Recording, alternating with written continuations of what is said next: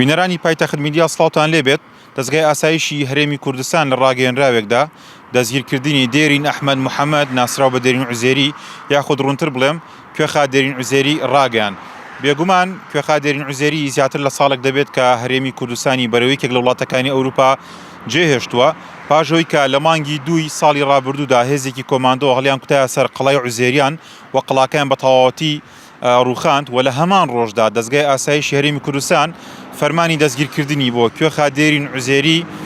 دەرکرد بە پێی مادەی 405 لە یاسای سزادانی عێراقی و ئاماژە بۆ کرابوو کە بە گوێرەی ڕاگەنراوەکە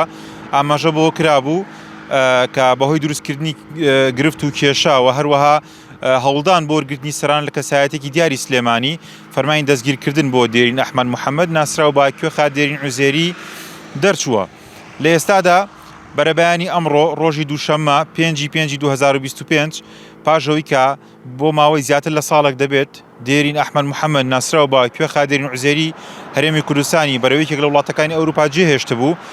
بیستوێتی لە ڕێگەی فڕۆکەخانەی سلێمانیەوە بگەڕێتەوە هەرێمی کوردستان و سەردانی کەسوکارەکەی بکات. بە گوێرەی ڕاگەنراوەکەی دەستگای ئاسایشی هەرێم ئاماژە بۆ کراوەکە پاشەوەی کە دێرین ئەحمەد محەممەد ناسراو بە دێرین عوزێری گەیشتۆتە فڕۆکەخانەی نێودەوڵەتی پارێزگای سلێمانی لەلایەن هێزە ئەمنیەکانەوە دەستگیر کراوە و ڕووبەڕووی دادوەر کراوەتەوە لە ئێستادا ڕاگیراوە. وەک ئاماژەم پێکرد دێرین ئەحمەد محەممەد پاشەوەی کە لە مانگی دوی ساڵی ڕابردوودا لە هێزێکی تایبەتی کۆماندۆ هەڵیان کوتایە سەر قەڵای عوزێریان